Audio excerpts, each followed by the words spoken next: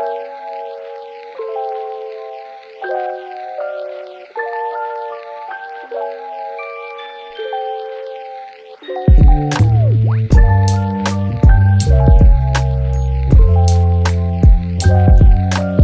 say yes, sir. Welcome.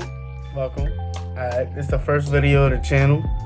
Of course, it was spurred on by the trade that went down yesterday. But why are we on a new channel? What's going to be on this new channel? All basketball stuff, all NBA content related things. You see, I'm in my little polo shirt. We're trying to act professional out here. This is the only channel you're going to ever see me pretty much act professional out here. But like I said, this was spurred on by a trade that went down yesterday. I'm going to pull it up on the screen. For me, it's going to be on my laptop. For y'all, it's just going to be on y'all screen. But the first, y'all see, I'm going to read it out for y'all. The Bucks get Damian Lillard. Blazers get Drew Holiday, DeAndre Ayton. I'm not even going to try, but Kamara. 2029 first round Bucks pick and pick swap. Suns get Nurkic, Nazir Little, Keon Johnson, and Grayson Allen.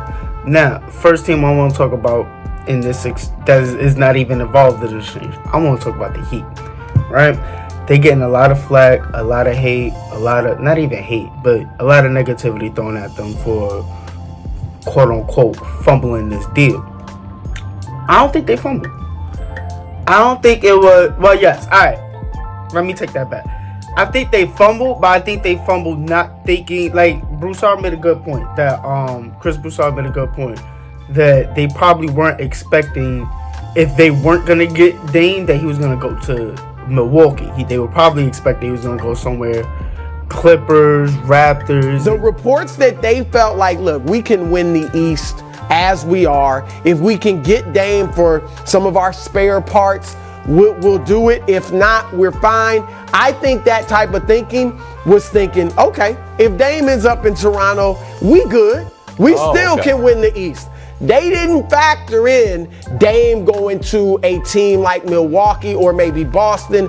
And I think had they thought he might go to one of those two teams, they might have had a different attitude. In the Heat mind, if he go to the Raptors, and feel me, we still got the dudes that made it to the finals last year. We don't see nobody in the East that's taking us off the top. So what are we worried about? If anything, Philly getting weaker because of the whole Harden drama. The Celtics, in my opinion, I think the Celtics about to do better, but the league could be skeptical of that. And then there's nobody else out east. They weren't thinking that if we lose this deal, if we don't get Dame, he then joins another contender that's right in our alley and pretty much betters their team enough to compete with us. And in everybody's opinion, makes them the favorite. That's where I kind of give them a pass because I don't think anybody really knew how serious Milwaukee was in contention to get Dame. So you don't really, that's not a card that you think was going to be played. That's not something you foresaw. I give them a pass for that, especially it being Pat Riley and, you know, the Heat's pass and the way they draft, the way they trade, the moves they make, the culture they have. For me, they don't deserve all that negativity they get for this one little. It's not little, but this mishap, this singular mishap. All right, who do I really want to talk about next? I don't really want to talk about the Blazers, tell you the truth, but y'all finally get Dame out of there, which is a plus. This has been something that was supposed to happen for years. As soon as they traded CJ, I thought they was gonna trade Dame because it was like, feel me, like you're not doing much better, bro. You're not getting anywhere with this. Anyways, I never saw Dame and Jeremy Grant as a duo that was gonna be a force to be reckoned with, no matter how good Jeremy Grant was. What are y'all doing against Lakers, Suns, anybody who is in contention with y'all, Nuggets? But yeah, like I said, y'all finally get off of Dame. What y'all getting back? I don't know, bro. I really don't know. I feel like you should have sold. Obviously, 2020 is hindsight. What? Wait, pause. Hindsight is 2020 anyway. But I thought you should have sold high after that. I don't know what year. Well, it was the bubble year, I think. Yeah, it was definitely the bubble year when he went crazy against the Lakers, but still lost.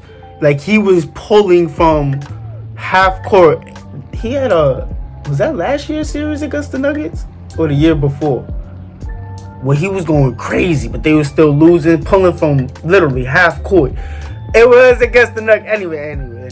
I feel like I should have sold him around that time period, either against that Lakers series, after that Lakers series, or against after the Nuggets series. That's when you should have sold for me for draft stock, young players, anything. Y'all would have gotten a way better haul than this, and y'all didn't do anything with last year. Like, there was no point in keeping Dame for last year or the year before. Very honestly, there was no point in keeping him for the past 4 or 5 years. You didn't really do anything. You got to the playoffs, but imagine if y'all had traded him earlier, y'all probably could have gotten to the playoffs this year or the next year without him, with your not star-studded, but with a young cast that would be developed. Anyways, y'all get back DeAndre Ayton. Who the fuck cares, bro? Yo, when you pull up DeAndre Ayton stats, honestly, it shocks me. Matter of fact, I'm gonna pull it up right now. So, he averaged 30 minutes last season, 67 games. He never played over 71, 69, and 67 games is pretty fair. That's pretty good. I'm not even gonna go there. Whatever. 18 points, 10 rebounds, 1.7 assists, 59 field goal percentage. Now, you pull up those stats and you don't really look at his name. Solid. I'm not gonna lie, that's solid. He had last year was pretty much the same thing. Year before that, he's jumping up. Like, he went up to 17, now he went up to 18. Solid. He looks solid. Oh, actually, he went down from 18 to 14, and then whatever. He looks solid on paper, is what I'm saying. His stats don't look bad, but when you watch him in the game, when you think about depending on him, when you become a Suns fan, because KD left your home team and you still want to follow him, bro, that's still your dude. So you still got to take him. You still got to take yourself. Go to Phoenix. Look at what you got out there, and y'all started off 8-0 with KD. So hey, look, we're looking high. And Chris Paul wanna be Chris Paul in the playoffs. Ayton wanna be Ayton. Has anybody actually watched DeAndre Ayton play a game? And maybe you bet on him one time. I bet you was the last time you fucking did it. Yo, you cannot rely on this nigga for nothing, for a block, for 6 rebounds, for 8 points. Bro, it's the most frustrating shit in the world to see this nigga play, think about what he could be able to do, what he should be able to do, and just watch him not do it. He just doesn't do it. He doesn't give a. It literally looks like he don't give a fuck to do it. I don't know what's wrong with him, bro. How tall is he? 7 feet, 7'6" wingspan, and you play like Kwame Brown sometimes. And I said it. And bro, I don't get it. I don't understand what it. Even Monty was mad at him, and y'all fired fucking Monty.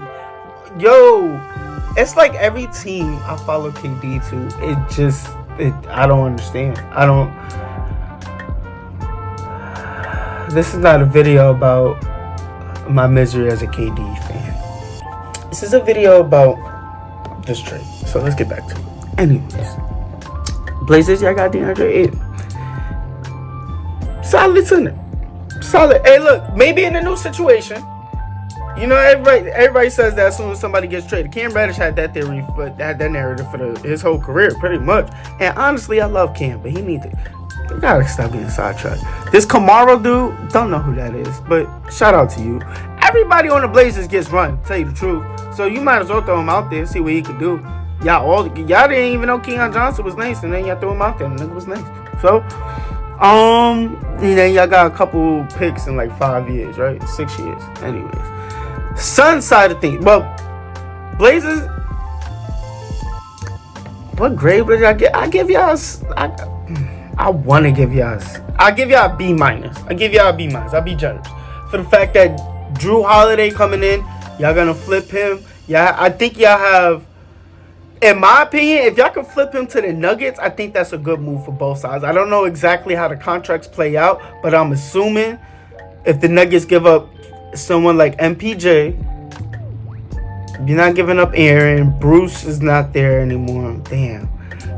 I kind of did forget that Bruce wasn't there, so it kind of makes it a little iffy if you want to trade MPJ because you don't have a 3 really. But you bring Holiday over there, you throw KCP at the 3. I think it's still great. I think they still have Jeff Green too. He old as fuck, but hey, Jeff Green is a hooper.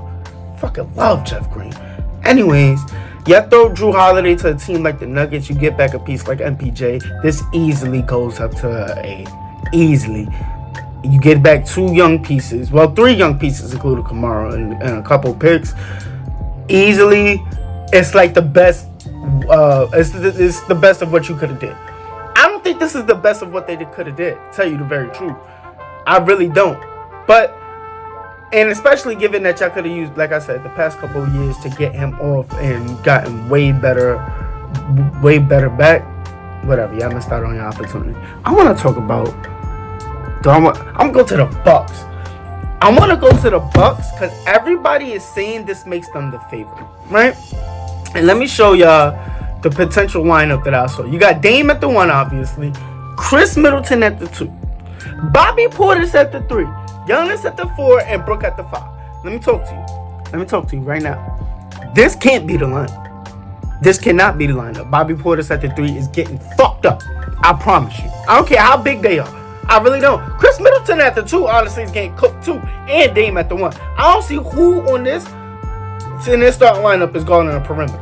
Chris Middleton is solid, I guess, on defense. I'm gonna knock on wood because I don't hope this happens, but I don't think that he's gonna go through this whole year injury free. Like I said, knock on wood because I hate to see that in any NBA player on any team. Even though I'm a Bucks hater, I don't want him to get injured. I'm just saying, in my opinion, I don't think he's gonna make it through this whole year injury free. And even if he does, I don't think he's the cream of the crop defensively. I don't think Giannis and Brook being down low is going to be enough to solidify them on the perimeter. Feel me? Like, I don't think that just because and this is the perimeter-based league, I don't think any of them on this starting 5 is good perimeter-wise. Now, when I look up the whole depth chart, because like I said, this can't be the whole team. When you look at the whole depth chart, the only solid options I see is Malik Beasley, Jay Crowder, and Goran Dragic. Not to start. To start, it's only Jay Crowder or Malik Beasley. You take Malik Beasley and you throw Bobby Portis on the bench. Significant. I'm not gonna say significant upgrade. I would say better fitting. Significant upgrade in terms of fit, I guess. However, you still fucked up defensively. I still don't see who's guarding anybody. Dane cannot guard a soul. Malik can not guard a soul. And even can. I really don't think Chris Middleton is that. He's solid. He's not that great. Jay Crowder, if you throw him at the 3, you still have Chris Middleton at the 2. You see what I'm saying? Like, I still don't see a lineup that you put together that fits extremely well. Giannis and Dame individually, of course. That's salt and pepper, bro. That's God's gift on earth. They gonna go together great. Everybody else that y'all have around here, bro, I don't see it.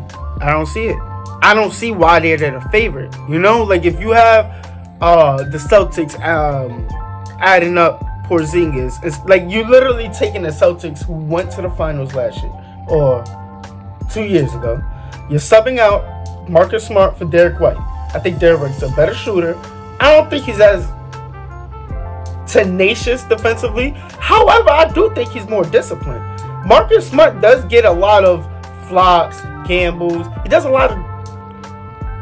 lot of risky shit if you watch him play. Derek White, I think he's more so, I'm going to just stay where I need to stay. I'm going to get to where I need to get you. I'm going to try to beat you to the spot. If I can't, I'm going to play aggressively and it goes from there. I don't know who's getting paid less right now, but I would assume it would be Derek White, and that's why Marcus Smart got moved. Anyway, you have Derek White. Is he running no more? I guess so. Jaylen Brown, JT, Porzingis, and Rob Will with Al Horford on the bench now. You're literally subbing out Al Horford, putting in Porzingis, and subbing out Marcus Smart for Derek White from that finals team. I think that's a way better five than what you're putting. A way better suited five for each other, and a way better fitting five that's gonna. I think they're gonna fuck with Giannis. I think that's more so the favorite.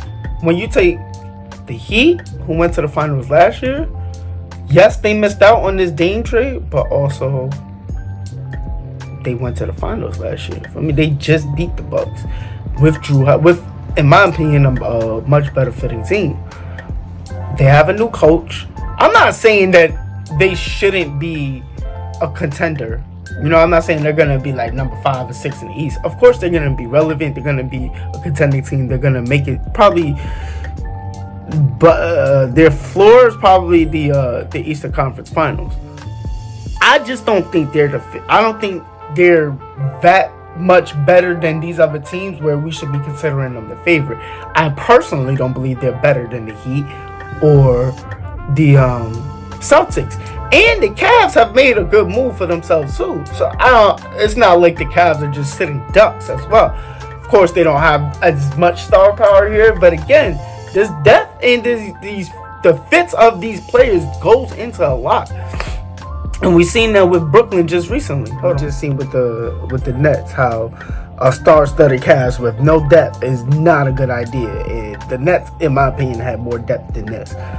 What you call it? A lot of this is really premising on the fact that Jay Crowder is not who Jay Crowder was a couple years ago or a few years ago. However, I have heard that this could have been part of Mike Budenholzer's tenure as the head coach of the Bucks because he favored people like Grayson Allen and Pat Connaughton over Jay Crowder, so that could have played a huge part. That's not for me to say. What I'm saying or what I think is that he's not the player he was a couple years ago. But that remains to be seen. If he is, he's the perfect player to plug and play into this system. Another point I want to make is, before throat getting dry, pause. We professional. We being professional. But another point I want to make is that when you go back and you look at it, the Heatles with LeBron and D Wade and all of them, they lost their first year, right? The Nets never made it, but we're not gonna talk about them. Who else? The Cavs, when they put together their roster, they lost. The Lakers, when they put together their roster, they lost. You know, like, just because you're a star-studded cast, it really doesn't equal championship. And I think this is going to be another prime example, being that this is their first time together. This is their first.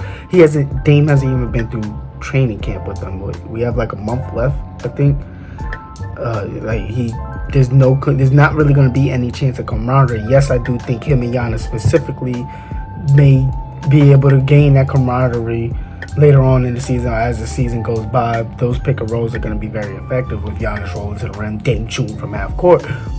I just don't think it's going to be something that elevates them over every other team and every other team. Not even every other team, but the Celtics have been playing together for years since they've been in the league. Outside of Porzingis, Porzingis is really just an added weapon. Dame is literally like the Celtics have JT and Jaylen Brown as that's who their go-tos are. Now you add somebody like Zingis on the side. Dame is part of your go-tos. Y'all have no chemistry there. Like I said, that can go on throughout the season, but they don't have another piece like a Zingis that I'm gonna think is gonna elevate them over a team like the Celtics, the Heat, the Cavaliers. Like I mentioned, I just don't see it. I don't see them being the favorite. Now, the final team that's involved in this is the Suns, and from their side of things, because this is gonna be, my son's screaming up. I gotta rush this video up, but. From the Suns side of things, we get Nurkic, we get Nazir Little, Keon Johnson, Grayson Allen for DeAndre Ayton. I have been screaming for DeAndre Ayton to get traded since we got Bradley. I was thinking he was going to get traded for Bradley, or he was going to get traded before we got Bradley. I was screaming for him to get traded. What I was seeing was we replace him with a defensive-minded center who costs maybe a little bit less. I didn't think we needed somebody like Nurkic. I think we needed somebody like... We bring Hassan Whiteside back in the league. I honestly thought that was viable. Swear to God, bro. You could go back on my Facebook and look through. I might be wrong. I think he's a solid, not solid, bro. Solid. Instead, we're bringing Bobo. I have mixed feelings about Bobo. He doesn't add much to what we needed. Feel me? Like I felt we needed rim protection. We needed defense. We needed somebody to stay solid down there. None of that is really what you expect him to be. Maybe a little bit of rim protection just because of his length. But he's gonna get babied, and we all see that. I wanted somebody who wasn't gonna get babied, bro. Every team, whatever. Because I was about to get back on the every team KD has been on, but whatever. I thought we was gonna trade Ayton for somebody like Gordon Hayward. We find somebody. I was hoping we could find a way to finagle getting Gordon Hayward and Terry or Oubre or PJ Washington, like a 2-for-1 in that way, and we get a center that hasn't been picked up yet, like a Boogie or something on the minimum, Whiteside on the minimum, and I was hoping that would work. Instead, we went this route where we facilitated this trade because the Bucks would not have been able to get Dame with these assets, really. Like, the Blazers weren't gonna budge for just Drew Holiday and a couple of picks. They want a young player, and we gave them that young player. What we got in return? Nurkic as a defensive-minded center. So that's not it. That's not what he's there for. He might be solid. I think he's more solid defensively than people give him credit for, but also like maybe a Chris Middleton. I don't think he's that great. I'm hoping that with the additions that we made, the Nazir Little, the Grayson Allen, maybe even Keon Johnson for regular season, somebody gets injured or something like that, something along those lines, fresh face in there. He is a good player, just on a playoff caliber, not even playoff caliber, championship contender caliber team. That's not really what you're looking for. But all in all, the depth pieces, moving these pieces onto the depth chart, Grayson Allen, Nazir Little, Yusuf Nurkic, I don't feel terrible. You know, like I would give them maybe a B or a B minus as well, honestly. It moves the needle, but it not significantly, you know? Like, you're still relying on what you were relying on before this trade. You just now have maybe a little bit of cushion for the regular season. You know, I personally don't expect KD and Book to last through the whole year. I think one of two of them is going to get injured throughout the year. I'm hoping it's not at a time or not significant enough to keep them out of the playoffs long run. But when you look at it and you have Eric Gordon coming off the bench, Nazir Little coming off the bench, Grayson Allen coming off the bench, yeah, I still don't see like a made playmaker for this team. And I've seen the reports that they're hoping Bradley Beal is that, or Devin Booker, or maybe Frank Vogel has this new concept of offense that he developed during his time out the league where you don't need a playmaker. I don't know. I just don't know. But each of them, D-Book, KD, Bradley, even Nurkic, they do have solid playmaking skills. I use that word solid way too much. Decent playmaking skills. It's just not of the level like a CP3. However, and with that being said, CP3 hasn't won a ring. The Nuggets didn't really have that great of a play. I was about to say they had that great of a play, but so take that back. Jokic, I was thinking of like from the guard position, so I'm looking at Jamal Murray. He probably averaged 6 or 7 assists. I'm thinking D-Book or Bradley could replicate that. But the Jokic is there. The Lakers in the bubble year, nah. The Warriors have Draymond. Draymond still doesn't really get off more than 6 or 7 assists, but that's still a offense, like a set offense type of thing. I don't know. It's yet to be seen what this Suns team is going to look like. I really don't know what to make of them. I'm hoping, because you know I love KD, that we are successful enough and that we do have enough, that the depth chart is enough to push us over the top. I do look at other teams like the Nuggets, see that they lost Bruce Brown, but it's not like Bruce Brown did put them over the top, I guess, but it's not like they can't get there without him. So you know, it's like a 50-50 there. The Lakers definitely get better. I don't see the Lakers as they're a threat, obviously, but I don't see them as a team that we can't beat either. I don't think they're favorites in the West. I don't see favorites in the West at all outside of us. If it's not us, then I don't know who it is. Well, no, I'm not gonna say that. The Nuggets are always a great regular season team. Matter of fact, make them the favorites to come out. Make the Nuggets the favorites to come out the West for the regular season. But I got us as the favorites to come out in the playoffs, if that makes sense. Nurkic also has some beef with Jokic because Jokic packed his ass up or got his ass packed up. Anyways, this is the first video. It was supposed to be this type of momentum and this type of flow where I'm just really talking to y'all.